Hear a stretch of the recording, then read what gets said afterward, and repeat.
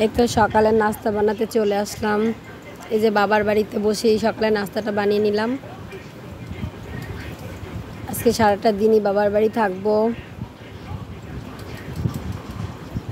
আসসালামু আলাইকুম গাইজ, যে যেখান থেকে আমার ভিডিওটা দেখতেছেন সবাইকে জানাই আন্তরিক শুভেচ্ছা।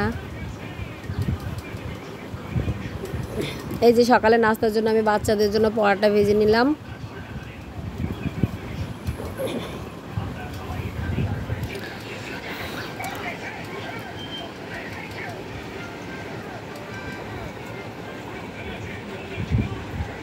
এই যে আমি সম্পূর্ণ পরোটাটা ভেজে নিলাম, এরপর আমি দুধ চা জ্বালিয়ে নেব। আজকে নাস্তাটাই দুধ চা দিয়েই করব আমরা। আমার চাটা অত ভালো লাগে না, তারপর একটু দুধ চাটা করে নিলাম, যে একটু রুটি দিয়ে খেতে একটু ভালো লাগে মোটামুটি। কিন্তু চাটা খেলে মনে হয় কি আমার গরমটা বেশি লাগে, এর জন্য আমার চাটা তেমন খাওয়া হয় না। তারপরে এই যে আমি দুধটা চাটা কীভাবে বানিয়ে নিলাম দেখেন আপনারা। এই যে আমি প্রথমে পানিটা গরম দিলাম, তার ভিতরে চা পাতি দিয়ে দিলাম। আমি এইভাবে করেই দুধ চা বানাই। এই যে গ্লাসে আমি দুধটা দিয়ে নিলাম, গুঁড়ো দুধটা দিয়ে নিলাম, এরপর আমি চিনি দিয়ে নেব।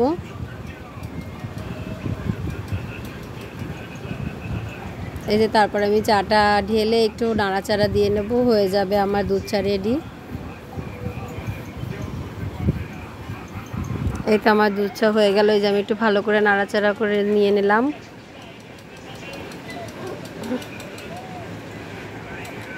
চা দিয়ে পরোটাটা খেতে সেই হয়েছিল, অনেক মজা লাগছিল।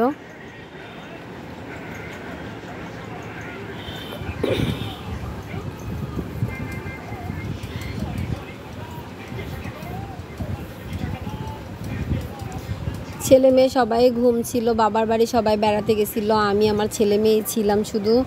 এই যে তা আমার অনেক খিদা লাগছিল, তাই আমি আগেই পরোটাটা আর দুধ চা দিয়ে খেয়ে নিচ্ছি পরোটাটা। আর এই যে পরে একটু মানে আমাদের এই যে বাবার বাড়ি মিনুটার সাথে একটু দুষ্টুমি করতেছিলাম।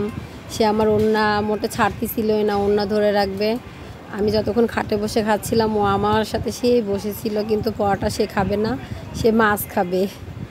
সে মাছ অনেক পছন্দ করে।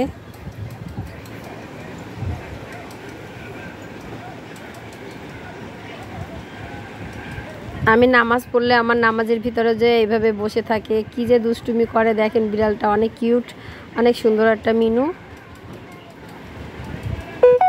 অনেক দুষ্টুমি করতেছে কিন্তু আমার সঙ্গে। আমি খাওয়ার থেকেই সে কিন্তু আমার পাশে বসেছিল, আর এই যে আমার সাথে সেইভাবেই সে দুষ্টুমি করেই যাচ্ছিল। তার সাথে সারাক্ষণ তো দুষ্টুমি করলে হবে না, তারপর তো আমার রান্না বাড়া করা লাগবে, যেহেতু বাবার বাড়িতে কেউ নাই, আমার নিজের রান্না নিজের এখন করা লাগবে। সবাই বেড়াতে গেছিলো। এই যে তারপর আমি ফ্রিজ থেকে এই যে একটু খাসির মাংস ছিল, অল্প পরিমাণেরই ছিল, এটাকে আমি বের করে নিয়েছিলাম।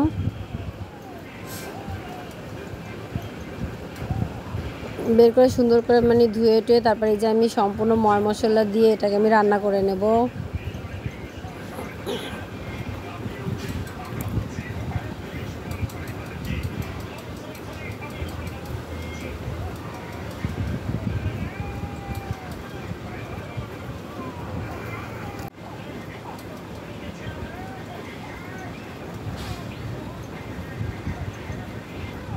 আমরা যে কোনো গোশেই আমাদের বাটা মরিচটা খেতে আমাদের কাছে খুব ভালো লাগে। আমরা চেষ্টা করি বাটা মরিচটা দিতে, বিশেষ করে বড় মাছ, তারপর গোশ, এইগুলোর সাথে আমরা বাটা মরিচটা দিই, মানে শুকনো মরিচ মানে বেটে তারপরে এটা দেওয়ার চেষ্টা করি। ওটা দিলে আপনার টেস্টটা অনেক ভালো লাগে। এই তো আমি এক এক করে সম্পূর্ণ বাটা মশলাগুলো দিয়ে দিয়েছি। আদা, রসুন, জিরা বাটা, তারপরে হলুদের গুঁড়া দিয়েছি, স্বাদ মতন লবণ দিয়ে নিলাম। এরপরে আমি তেল দিয়ে তারপরে আমি ওটাকে বসিয়ে দেবো।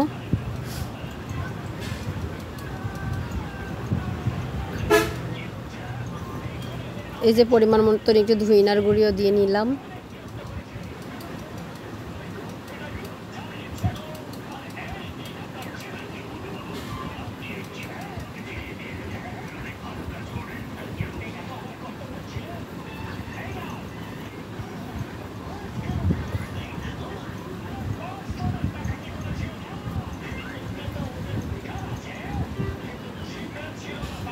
আপনারা চাইলে হাত দিয়ে মাখিয়ে নিতে পারেন। আমার হাতটা কেমন যেন একটু, আমি অনেক কাঁচামরিচ কাটছিলাম, এর জন্য জ্বলা জ্বলা লাগতেছিল, মানে একটু জ্বলতেছিল। এর জন্য আমি আমার এই খুন্তি দিয়েই আমি ওই মানে গোশের ওইটা আমি মাখিয়ে নিলাম।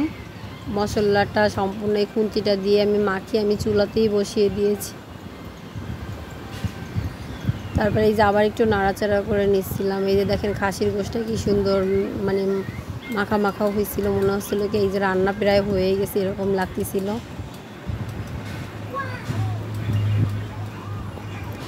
আমি এইটার ভিতরে কোনো রকম আলু দেব না, এটা সম্পূর্ণ ভুনা ভুনাই করব। আর এটা আমার অল্প জালই এই গোশটা হয়ে গেছিলো।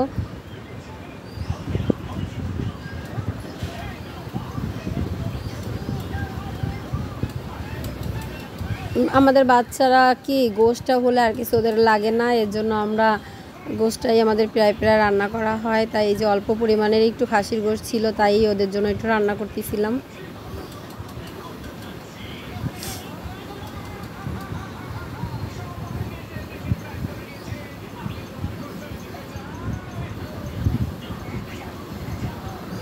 আমি এতে কোনো রকমই কিন্তু পানি দিই নাই। দেখেন গোশ থেকেই মানে কি পরিমাণের পানিটা বের হয়েছে, আমি সেই পানিতেই এই গোশটা সম্পূর্ণ ভুনা ভুনা করে নেব। ওই ভুনাতেই আমার গোশটা সম্পূর্ণ মানে সেদ্ধ হয়ে যাবে। এই গোশটা অনেক ভালো ছিল, অল্প জালই মানে সেদ্ধ হয়ে যায়।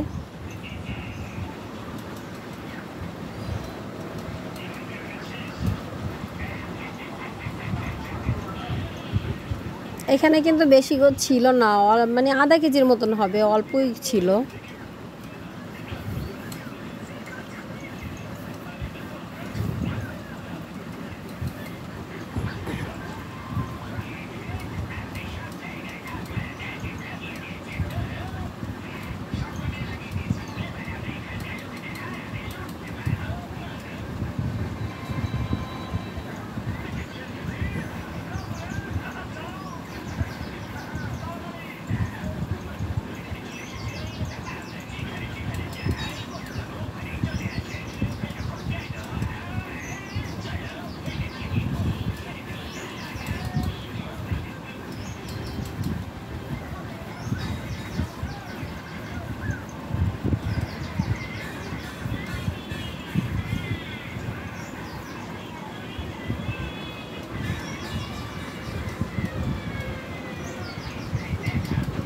এই দেখেন আমার গোশটা কিন্তু সম্পূর্ণ ভুনা করা হয়ে গেছে।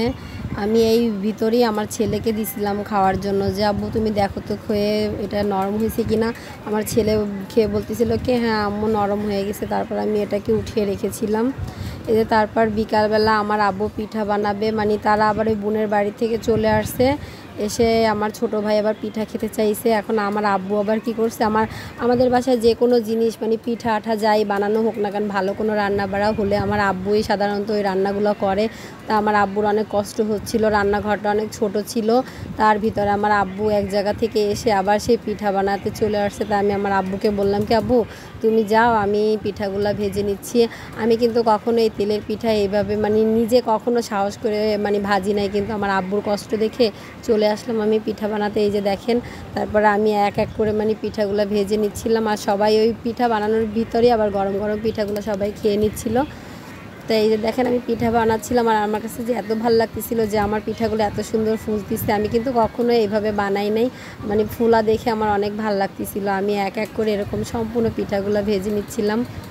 এই যে আটা দেখেন, এই যে মানে চালের গুঁড়ি, তারপর নারকেল কোড়া দিছিল, চিনি দিছিল এখানে, আর আপনার এমনি পানি দিয়েই মানে এই আটাটাকে মানে এই চালের গুঁড়িটাকে গুলছিল আমার আব্বু। এই যে দেখেন আমি একটা করে পিঠা ভাজতেছিলাম, আমার অনেক সময় লাগতেছিল, কিন্তু পরে দেখলাম কি অনেক সময় ধরে আমার ভাজা লাগবে, এর জন্য পরে তিনটা করে আমি বানিয়ে নিছিলাম। এই যে বাবার বাড়ি এসে দেখেন পিঠাটাও ভেজে নিচ্ছি।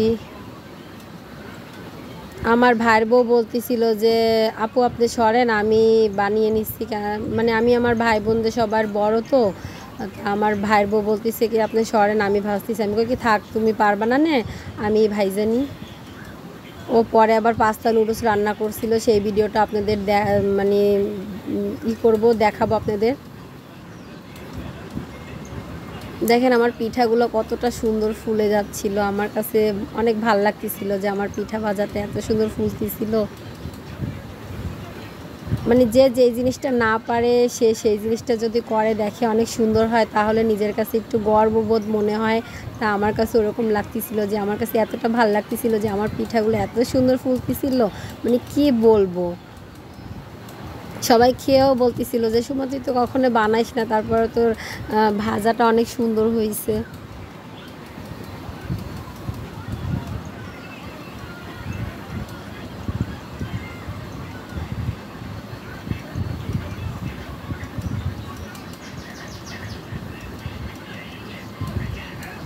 এই যে বাবার বাড়ি মধুর পিঠা খাওয়ার জন্য চলে আসছি।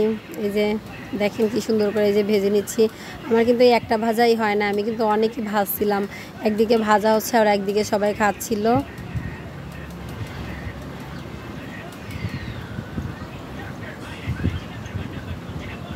যারা যারা তেলের পিঠা পছন্দ করেন অবশ্যই তারা তারা কমেন্ট বক্সে জানাবেন যে আপনাদের কাছে তেলের পিঠাটা ভালো লাগে। আমাদের কাছে কিন্তু অনেক মজাই লাগে। আমি অতটা পছন্দ করি না, তারপর আমার কাছে অনেক মজা লাগছিল পিঠাটা। আমার পিঠাটা তেমন পছন্দ না, আমাদের বাসায় সবাই কম বেশি পছন্দ করে। আমার মা বলে শুধু আমার মেয়েটাই খায় না, আমার মা সবসময় এই কথা বলে।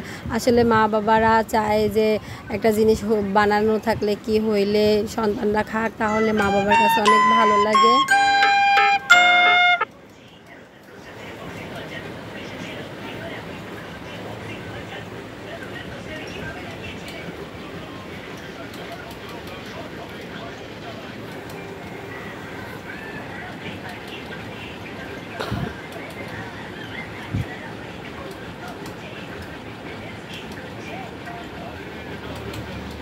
আমি দেখতেছিলাম কি আমার অনেক সময় লেগে যাবে, এর জন্য এই যে আমি তিনটা তিনটা করেই পরে দিচ্ছিলাম।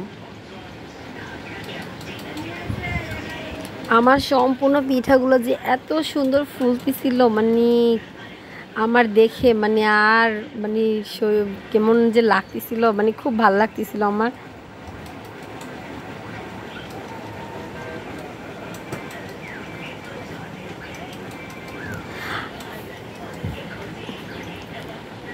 আমাদের ভিডিওটা যদি আপনাদের কাছে ভালো লাগে অবশ্যই আপনারা সবসময় আমাদের সাপোর্ট করবেন, আমাদের পাশে থাকবেন, একটা লাইক একটা সাবস্ক্রাইব করে রাখবেন, তাহলে আমাদের পরবর্তী নতুন কোনো ভিডিও হলে আপনারা পেয়ে যাবেন।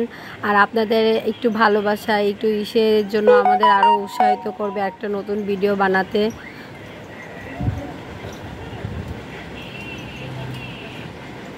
আপনারা যদি একটা লাইক দেন একটা সাবস্ক্রাইব করেন, এইতে তো আপনাদের টাকা পয়সা কিছুই দেয়া লাগবে না, একজনের যদি একটা উপকার হয় তাই না, তাহলে তো আপনাদেরও সেটা ভালোই লাগে। কেউ কারো উপকার করলে এটা তো কারো ক্ষতি না। আপনারা অবশ্যই একটা লাইক দিবেন, একটা সাবস্ক্রাইব করে দিবেন চ্যানেলটাকে।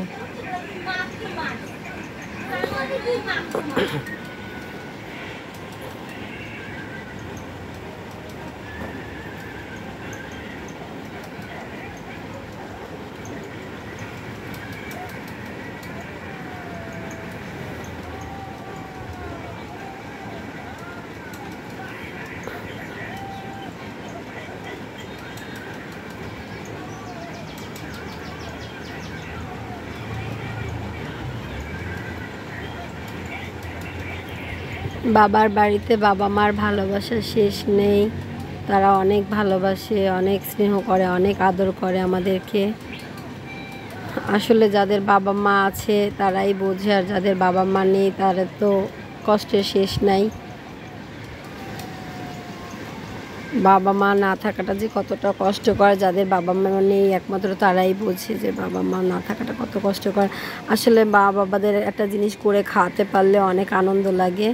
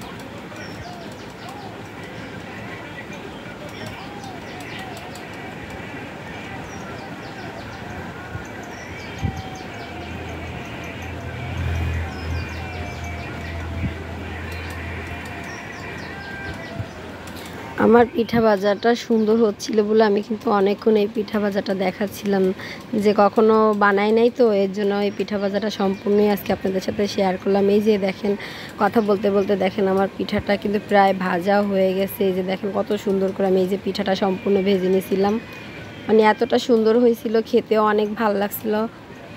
আপনারা ভালো থাকবেন, সুস্থ থাকবেন। আসসালামু আলাইকুম, আল্লাহ হাফেজ।